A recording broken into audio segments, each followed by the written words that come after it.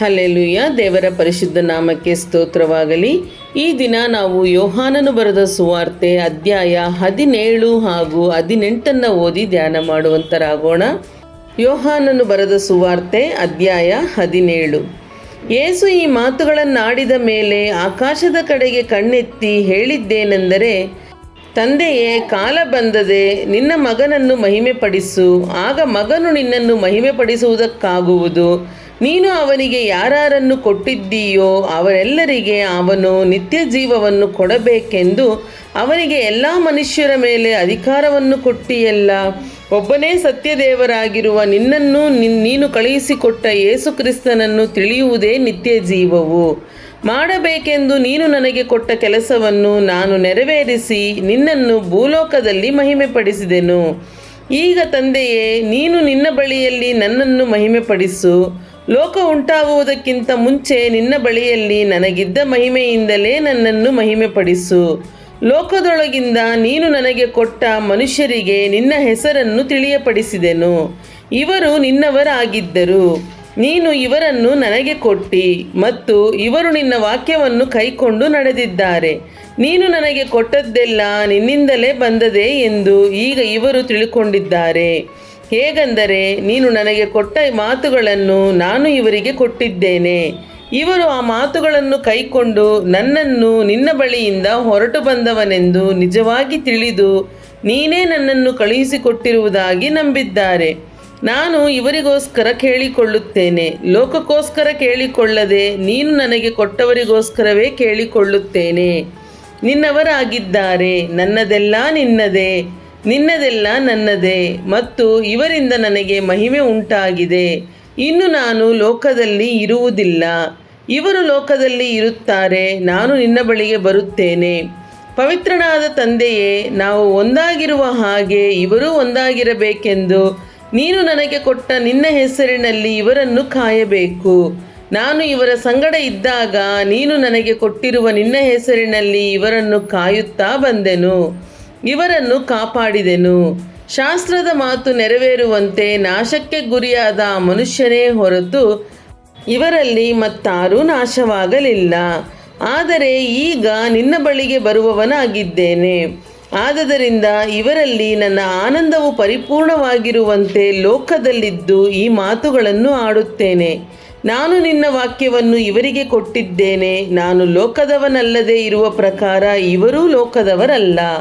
ಆದ ಕಾರಣ ಲೋಕವು ಇವರ ಮೇಲೆ ದ್ವೇಷ ಮಾಡಿ ಅದೇ. ಇವರನ್ನು ಲೋಕದೊಳಗಿಂದ ತೆಗೆದುಕೊಂಡು ಹೋಗಬೇಕೆಂದು ನಾನು ಕೇಳಿಕೊಳ್ಳುವುದಿಲ್ಲ, ಕೆಡುಕನಿಂದ ತಪ್ಪಿಸಿ ಕಾಪಾಡಬೇಕೆಂದು ಕೇಳಿಕೊಳ್ಳುತ್ತೇನೆ.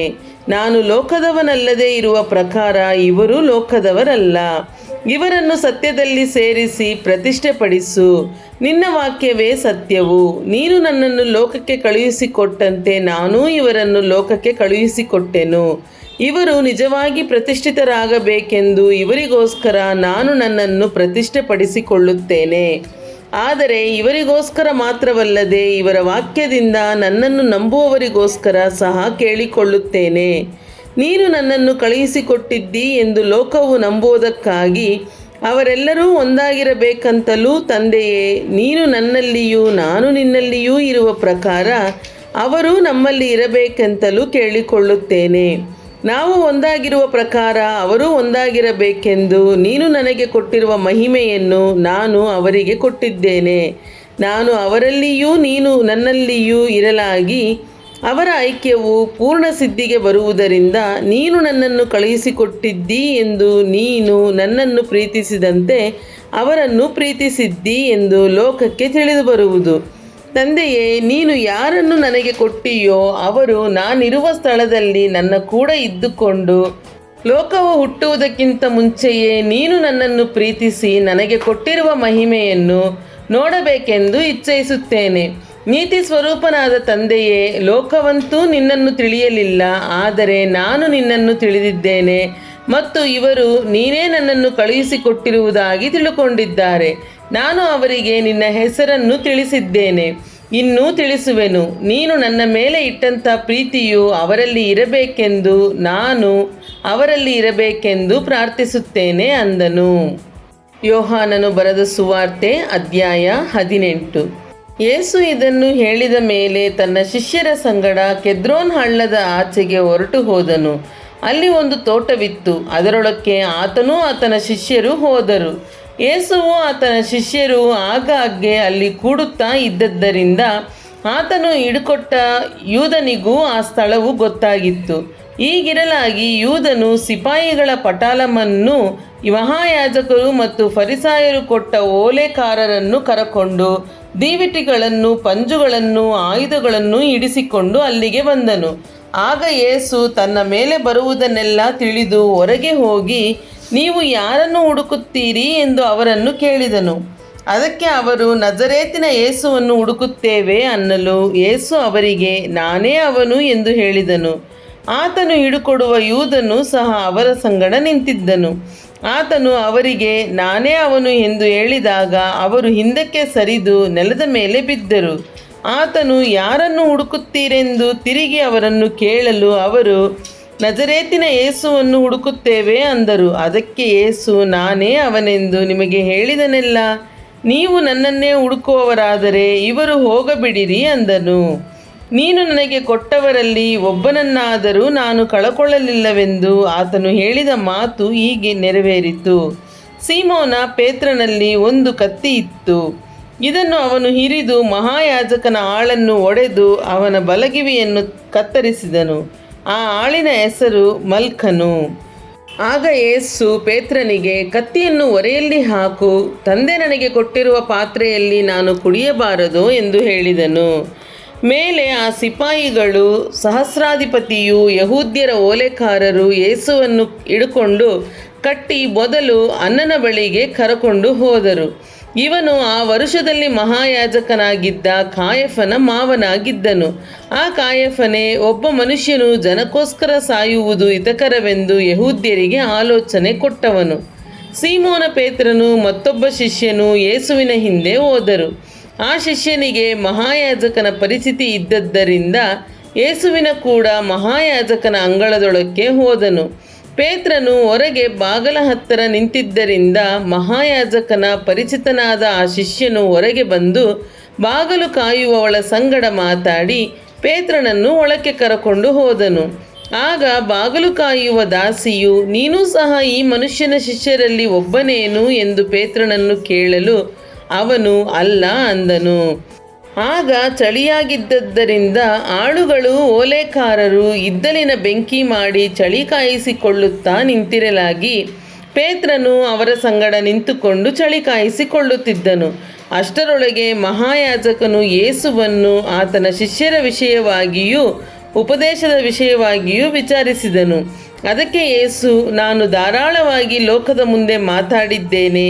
ಯಹೂದ್ಯರೆಲ್ಲ ಕೂಡುವಂಥ ಸಭಾಮಂದಿರಗಳಲ್ಲಿಯೂ ದೇವಾಲಯದಲ್ಲಿಯೂ ಯಾವಾಗಲೂ ಉಪದೇಶ ಮಾಡುತ್ತಾ ಬಂದೆನು. ಮರೆಯಾಗಿ ಯಾವುದನ್ನು ಮಾತಾಡಲಿಲ್ಲ. ನನ್ನನ್ನು ಯಾಕೆ ವಿಚಾರಿಸುತ್ತೀ? ನಾನು ಏನೇನು ಮಾತಾಡಿದೆನೋ ಅದನ್ನು ಕೇಳಿದವರಲ್ಲಿ ವಿಚಾರಿಸು. ನಾನು ಹೇಳಿದ್ದು ಇವರಿಗೆ ತಿಳಿದಿದೆಯಲ್ಲ ಎಂದು ಉತ್ತರ ಕೊಟ್ಟನು.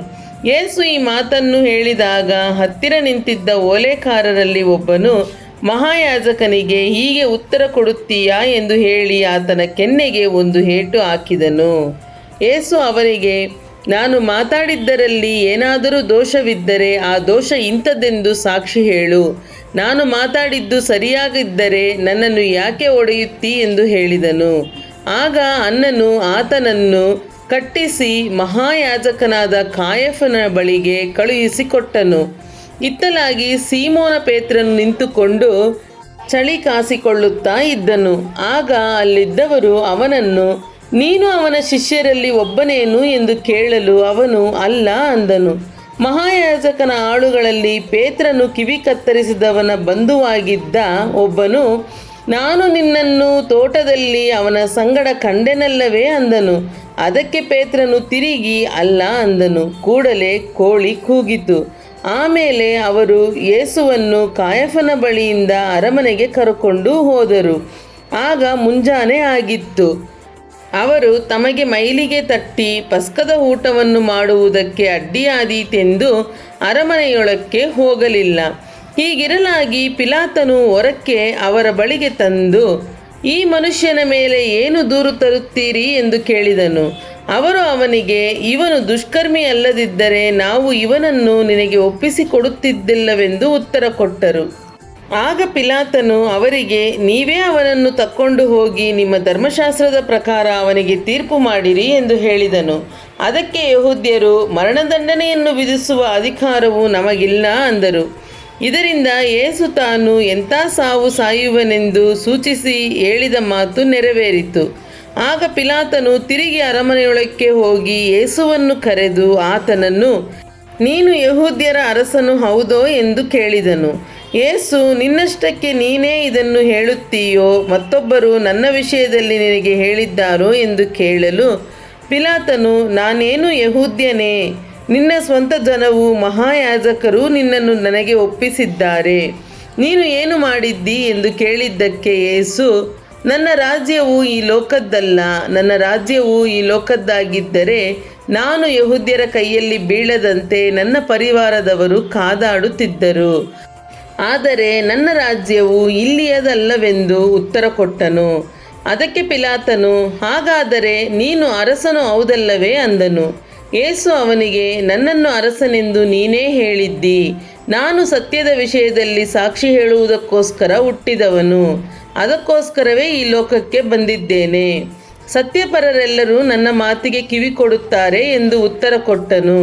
ಪಿಲಾತನು, ಸತ್ಯವೆಂದರೇನು ಅಂದನು. ಇದನ್ನು ಹೇಳಿ ಪಿಲಾತನು ತಿರುಗಿ ಯೆಹೂದ್ಯರ ಬಳಿಗೆ ಹೊರಕ್ಕೆ ಬಂದು, ನನಗೆ ಅವನಲ್ಲಿ ಯಾವ ಅಪರಾಧವೂ ಕಾಣಿಸುವುದಿಲ್ಲ. ಆದರೆ ಪಸ್ಕ ಹಬ್ಬದಲ್ಲಿ ನಾನು ಒಬ್ಬನನ್ನು ನಿಮಗೆ ಬಿಟ್ಟುಕೊಡುವ ಪದ್ಧತಿ ಉಂಟಷ್ಟೇ.